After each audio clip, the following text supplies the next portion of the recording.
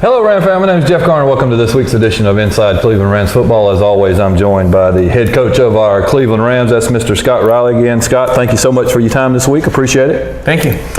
Suffered our third loss of the season this week, Coach. A really tough one. This time it was on the road at Fuquay-Varina. Final score 27-21. Unlike last week's loss, though, to Cardinal Gibbons, however, Coach, I thought the Rams just played extremely well. Both sides of the ball, all three phases. Actually led most of the game deep into the fourth quarter. A couple of turnovers gave the Bengals life, and they were able to score late in the game to take the victory. But just initial thoughts on this one, Coach. Yeah, like you, I thought the players played really well. Big improvement over our play, I think, the last 2 weeks. Sometimes, unfortunately, you play well enough to win the game, and things just don't go your way. And I've never really been a part of a loss that way, where things seemed in hand, and then they got away from us at the end. And I've been doing it for a while, so but a tough one. Got to finish those games. Got to make a play here and there, but I know they're all tough. The players played. The players played a great game, so they can hold their heads up high about that part of it. I know they're all tough, but and like I said, comparing the last 2 weeks, I mean, Gibbons had us pretty much in control, pretty much the whole game. This one I thought was just the opposite. I mean, they're all hard to swallow, but this one's got to be kind of tough. Yeah, it is. The big thing is you want to see the team improving, and we saw that.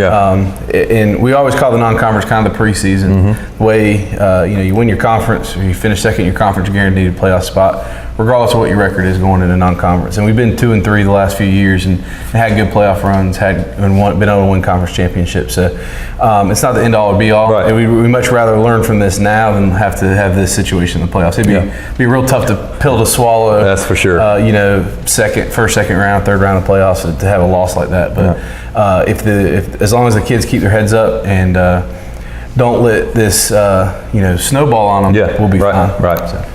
The defeat dropped, like I said, Cleveland's record 2-3 to win bump Fuquay's to 3-1. Cleveland actually got off to a quick start, forcing a Bengal turnover on only the second play from scrimmage.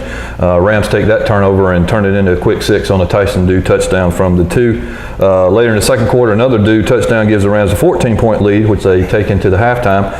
So 14 points from the Rams offense. You pitch a shutout of that triple option in the first half. I mean, got to feel good going into that first half, that break. Yeah, we thought we left a couple points on the board. Those kind of things that kind of hang over the game, but good defense first half. Few drives we bent a little bit but didn't break, and forced a couple good turnovers. So a good first half. We knew they were going to make adjustments and come back strong in the second half, and that's what they did, especially late in the second half. That bend but no break, I agree with that 100%. Again, they had a couple of big plays off of that option, but as I recall, never two plays. It never seemed to be 2 plays in succession. It was they might have a big one, but then a big stop and get them off on third down or whatever, that kind of thing. Yeah, I thought they did a great job defending the triple option, especially in the first half, but the counter play hurt us early and hurt us pretty much throughout the night, but we did a good job of rallying to it, tackling it, and making him execute again to get in the end zone. Third quarter, much tighter battle, though. Bengals get on the scoreboard after recovering a Rams fumble to cut the lead to 7, but Cleveland answers right back with a score of their own. In the next possession, Rams take a 21-7 lead into the fourth. Still, after trading TDs in the third, I still thought the Rams were still showing dominance both sides of the ball. Again, I thought we felt in control going into that fourth. Yeah, I thought everything was going well, and then when we got them the ball back up 21-7, I think it was like 7 minutes to go or something like that, and or somewhere in that range. And when the interception occurred, that's when things started going. There was plenty of points from there on to stop the snowball right down the hill, but that's where the snowball started. Yeah, we'll talk about a few of those here as we go. But like you said, as a couple of penalties. In that fourth, that kind of thing. Actually, the Rams have a 3rd and 38, and there was to get to that, there was an intentional grounding call. We're going to talk about that a little bit, and we'll see this one too. Your junior running back Tyson Dew. I mean, it was 3rd and 38. He gets 36 yards to make a manageable 4th and 2. Probably one of the most outstanding runs I've ever seen. Just a fantastic effort to get to that 4th and 2. What's your thoughts there? Yeah, I thought it was a great run. Obviously, you'll probably show the clip here at some point, but it looks like he even gets the first down on the film. So, but great run, set us up in position to really get that first down, ice the game. Yep. But didn't go that way. Well, you hand it to Dew, and from there, like I said, it looked like I thought he had it. Again, we'll take a look at that. Referee spotted short. Rams, the Rams turned it over on downs.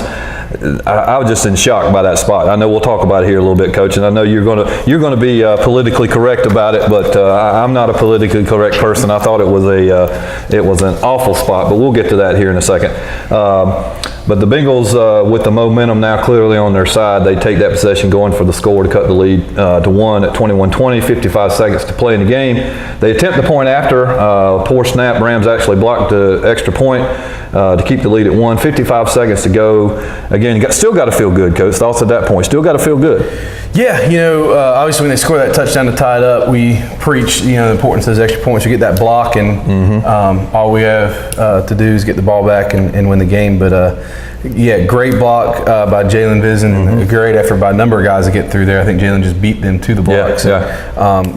You really see that effort to win the game. That's what you want to see. The kids had the heart and the will to win the game. It didn't go our way. Yeah, I told him at the end of the game, I said, look, sometimes you play well enough to win, and things just don't go your way. I'd rather be that way. I would agree. Than play a terrible game and have some breaks go our way and get the victory. And it might sound, I know the kids don't feel that. No, I would agree. I'd rather be have been the team that executed the best and played the best. Whether we get the win or not. But so there's a lot of things to be proud of, and a lot of things to improve upon. The Bengals do try the onside kick after that, and it turns out to be successful. Without any timeouts, they're forced to throw the ball on the outside to use the sidelines to kind of stop the clock, which they did. Unfortunately, just a few plays into the drive, one of those quick outs turned into a long touchdown, and the Bengals take the lead with only a few ticks left on the clock. Really not enough time for the Rams to mount any kind of comeback, and Rams fall 27-21. Those quick outside throws at that point in the game turned out to be the winner for the Bengals, Coach. I mean, that was obviously something they've not done, at least that I've seen or whatever. How difficult was that to defend to finish out the game?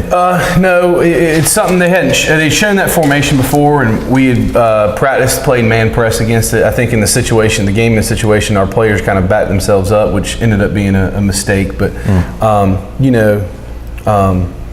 it wasn't out of the ordinary, out of characteristic in that kind of situation for them to do that. But it's just a missed tackle, and sometimes it happens. Sometimes. So when the game gets extended, they get more opportunities like that. So it really, we had opportunities before that even happened to end the game, and didn't do it. Statistically, Coach, Ocean 10 for 17 for 145 yards, a touchdown and interception.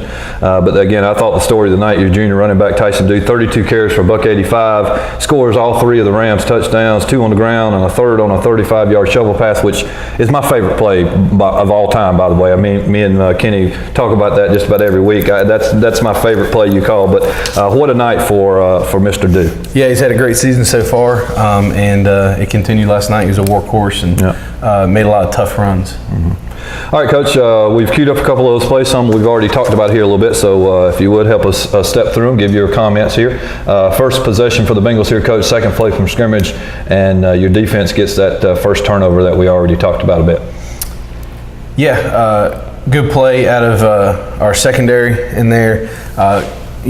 Trey Harris comes down, recognizes the formation late, comes in there, gets a blitz, and he's able to fall on the ball if he's not there. But JaNathon Coward and JaNathon Kissner, we had a long debate on who forced this fumble because they both about the same time hit him, pick him up off the ground, and when your feet leave the ground, you panic a little bit, and the ball comes out. All right. Yep. Good weight room type play for us, picking them up and getting that ball to come out, and Traquan being able to find the ball and fall on it early in the game was definitely a momentum builder. I was going to say, it gets momentum on your side right off the bat.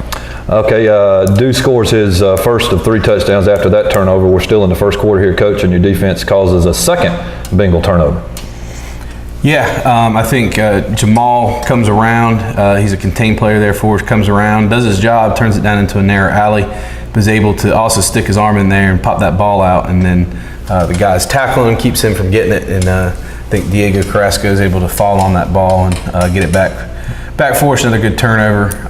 Typically you win the turnover battle, you win the game, but unfortunately we gave them 2 turnovers as well. So in the scheme of things, a very close game like that, that kind of negates the 2 at the end of the night. All right, second quarter now, Coach. 1st and 10 on the Bengals 45. Coach Capps draws up that shovel pass to Dew, resulting in the second touchdown of the night. Yeah, great run here.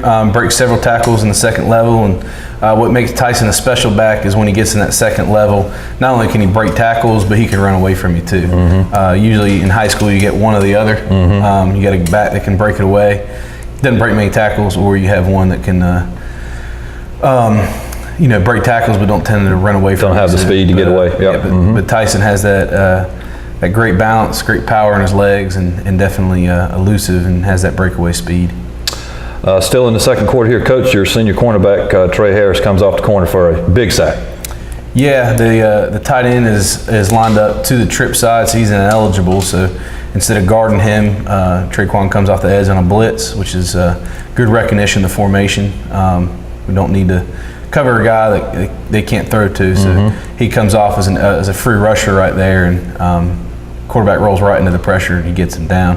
Got another sack of the same formation, same play. Earlier Trey misses him, but I think Hunter Morris cleans up the trash on that one, and he was there again if Trey had missed it. All right, the next play, Coach, like another we'll have coming up, simply the epitome of just great tackling here. I had to pull this one just because it was just beautiful tackling. Yeah, it is. Great job of Jacquez Durham here. Gets his shoulder pad down, puts it on the thigh pads just like we preach, wraps and drives for 5 and gets that guy up.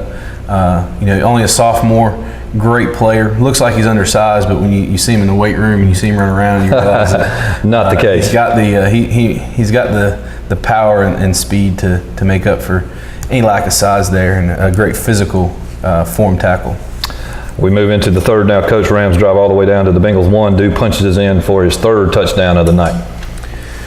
Yeah, good physical run. O-line does a good job of pushing those guys in the end zone, and then Tyson does a great job. We talked about it in weightlifting in 4th block. Jalen Chadwick on JV did a lot of similar runs the night before. Every gap's filled there, right, but sometimes you just got to lower your pads and run through those guys, and that's exactly what he does. Absolutely. All right, still in the third here, Coach, your senior defensive lineman, JaNathon Coward, introduces himself with a little conviction here on this one. Again, this was another one I pulled just because it's just beautiful. Yeah, great job of, finding the fullback, which is his responsibility there. And he finds him. And it really shows, as the year goes on, we talked about early in the year, game 1, we had some poor tackling against Roseville. Forced a lot of turnovers, but some poor tackling. And, you can't tackle, but only a few days before you start playing games, and now we're in it a month or so. Is a lot better tackling as far as form and technique, and hopefully that'll continue to improve as we do more tackling drills as the year progresses. But definitely a form tackle, and you can really see his commitment to the weight room, because he's one of our strongest players. All right, Coach, this one you gotta explain to me, because I surely didn't get it. This is the play that Ocean was called for the intentional grounding here. Yeah, in high school.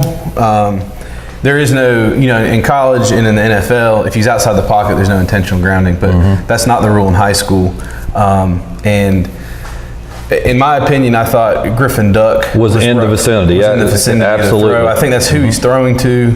As he's getting hit, as he throws the ball, it kind of tails away and goes out of bounds. But I felt like that's who he was intending to throw the ball to right there. But referees have a difficult position. The white hat, the head referee, is the one making the call on intentional grounding. It's difficult for him to see who's on that sideline there, but that was the call. But I feel like we made up for it 2 plays later. Absolutely. In a great way. All right, that play results in a 4th and 2. Oh, excuse me, as we mentioned, Coach, the intentional grounding, it's 3rd and 38 now from the Fuquay 28, and Dew has what I would call the play of the year so far. Yeah, a lot of missed tackles there, great show of balance, and from my vantage point, it looked like he got the first down. I didn't say like that, I said, but yeah. It's difficult for referees. He couldn't keep up with Tyson down the sideline. And Tyson gets up and runs some more because he's excited right there. And so as he's coming down, he knows he's got to spot the ball back from where Tyson is. But Sometimes either way, it gets us in position to get that first down, and I really felt like that first down could have iced the game.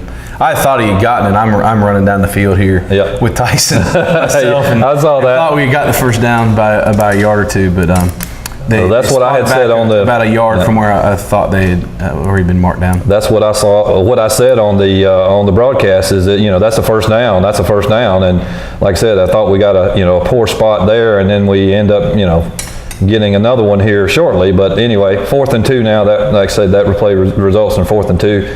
Like I said, in my opinion, we got a very poor spot. Dude needed the 36-yard line for the first down, but from my vantage point, he got to at least the 35, but the linesman spotted him short.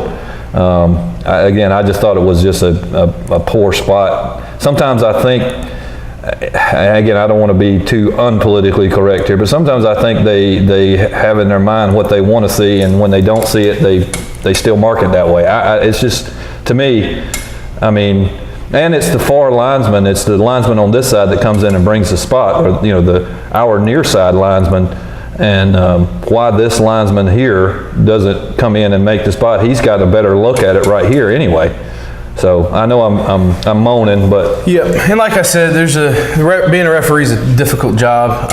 Making a spot on a play like that is one of the most difficult in football. That's why the NFL is going to chips in the football and all that kind of stuff. So it's a tough call, and they have a tough job doing it.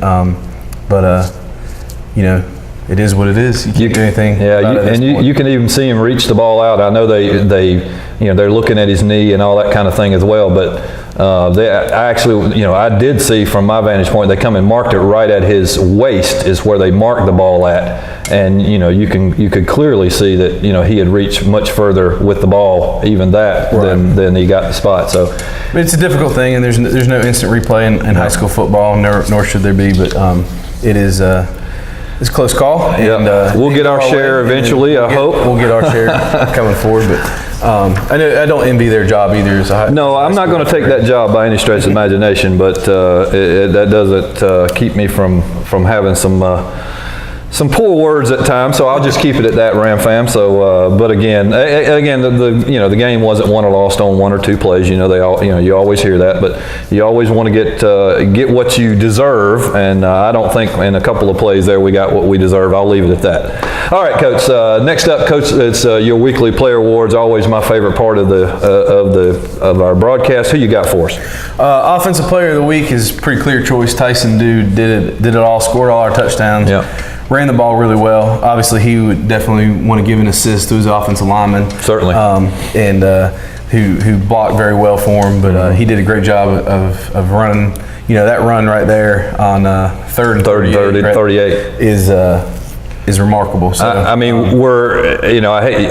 you're not going to give anything away, but can't believe that y'all were expecting 36 yards out of that play. Hoping definitely for not. We're just trying to keep the clock running. The clock running and punt it if we got to. They use a timeout right before that, so we're going to try to burn one of their timeouts, punt, put them in a bad situation. And when you got that run, that was an added bonus. Absolutely.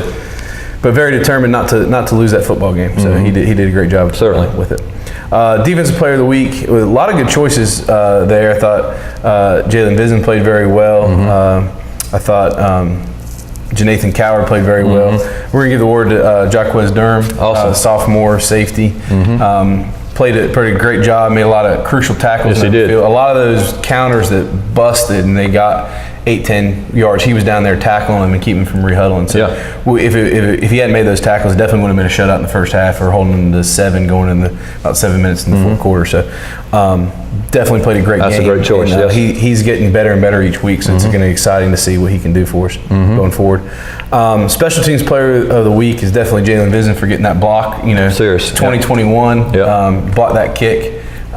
Should be able to win the football game. Gets him, I think JaNathon Coward and Jonathan Kissner all come through pretty clean right there. Jaylen is just faster and gets there and blocks that kick. So, and I thought, there was a poor snap on that, but to be honest with you, I don't think it would have made a bit of difference. I don't think so. They were determined to get that ball. Yeah. They did. So really proud of that effort. And then the trenches player of the week goes to JaNathon Coward. A lot of O-linemen deserving of it as well. When you're running the ball for as many yards as we did, I thought, there's a lot of people in consideration there, but JaNathon did a great job. Tackle and dive, being real physical in the trenches there. You saw the one tackle he made, but he made a number of other tackles as well. So he's the trenches player of the week this week. And then a lot of good choices for scout team player of the week. That's where we probably saw the most improvement and why we saw a better performance. Well, you were prepared, that's for sure. So I got to believe that. And it starts in practice with scouting. Jaylen Vinson actually played. He scouted defensive end. They had a smaller, faster defensive end. So he played a lot of defensive end this week, and he's usually playing linebacker. He played linebacker, defensive end. He played a little bit of nose guard to give our O-lineman a challenge like they'd see on Friday night. So he did a great job. But the award goes to, we're going to have a co-scout team player this week. Connor Rice and Will Fulmore both played out of position a little bit. Will's kind of making a transition to running back, so it wasn't too off for him. But Connor went and played quarterback. Since it's a triple option team, the quarterback's going to have to be a runner. So he plays linebacker and some safety for us now. He played quarterback back in JV days, right. So that's right. He has some experience throwing the football, but it was a good look for us as a triple option. He did a great job of scouting that for us all week. So Connor Rice and then Will filled in as a fullback when Tyson wasn't in. So in this offense, being the quarterback and the fullback, you're gonna get hit a lot scouting, and they did a great job of taking those hits and scoring some touchdowns of their own and showing us where our holes were. So those two are our scout team players of the week this week, and they did a great job for us. And then the program player of the week, a lot of good choices. We're doing these progress reports each week and getting a lot more positive reports from our players than we are negative reports. So it's always a tough choice. Nick Roccia is a JV receiver. He's our program player of the week. All his teachers had positive reviews about him. That it's one thing they say, you sign their name, they're doing okay, but each one's making time to put some comments in there. Make some comments about how he's a good leader in the classroom. Awesome. He's energetic. He's fun to have. So those are the things we want to hear about our players. Great. Okay. Well, appreciate that, Coach. That's some great choices there. Well, let's talk about this upcoming game week. Week 6 now I can't believe we're already at week 6. It seems like we started yesterday. But anyway, it's the second of a 3-game road trip for this time. We head to former conference rival Corinth-Holders. The Pirates head into this game with a 2-2 record overall. Interestingly enough, I thought their 2 wins have come on the road, one at West Johnston, one at Triple S, and their 2 losses were at home to South Johnston and unbeaten Clayton. So although we have a long and storied history playing the Pirates, now that they're in the new conference and where they're not a conference rival anymore, we've obviously got a long storied history. Anything changing, you think, just because we're in different conferences, or is it just going to be a head knocker again? I think it's a rivalry game. Whenever you stay in county, the kids know each other pretty well. We have that kind of shared history opening up schools at the same time, so we've never not played each other. Even in that first year we had JVs, so long storied history between the two, as long as either one of our schools can have. That's true. And it's a conference game, so we take a lot of pride in that's not a conference game, it's a county game. Right. We take a lot of pride in those county games. So I'm sure they'll be motivated. We'll be motivated. When you look at rivalries, you got to throw the record out there, and both teams are going to be playing at their best, hopefully. Well, Coach Bubba Williams, I look back at some of the history, and actually when he took the job, he actually was quoted as saying, "We'll use multiple looks on defense, and we'll adjust our offensive approach based on the speed and strengths of our players each year."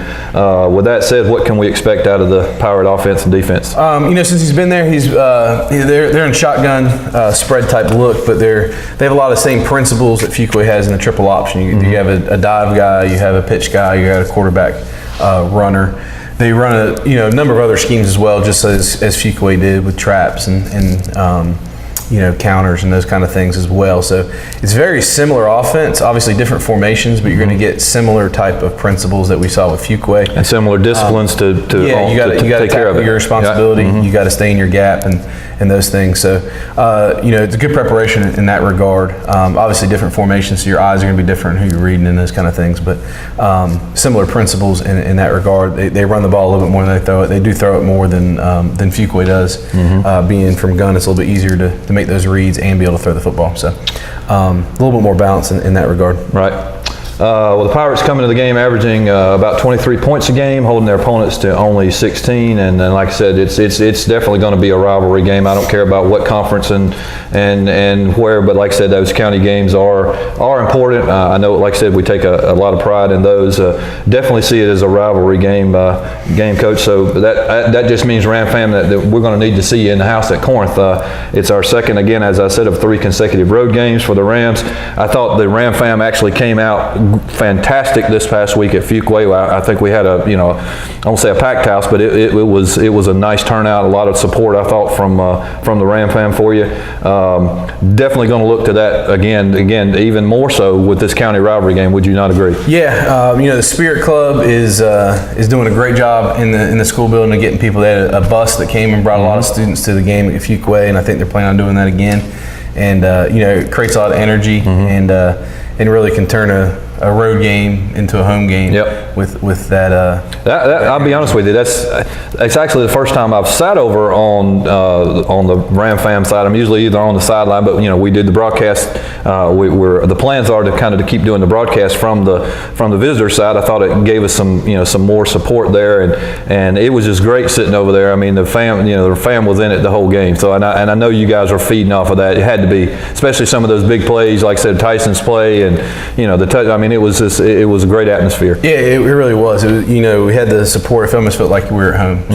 So they had a great support on their side too. But it was a nice added bonus to have Absolutely. those guys on the sidelines cheering for us. All right. Well, kickoff is at 7 p.m. again. Ram fam again, 7 p.m. just like it was last week at Fuquay, and we absolutely need to see you in the house. We'll certainly be there covering every play as we always do. We'll be back here with the coach to talk about everything, show some highlights as we always do. Coach, we certainly thank you for your time this week. Final comments for us? Nope. Excited to get back at it another week and get on the right track. Absolutely. Well, good luck, Coach. Let's see if we can bring home another W here to bring us back to even. Tune in next week, Ram fam, and until then, as always, go Rams.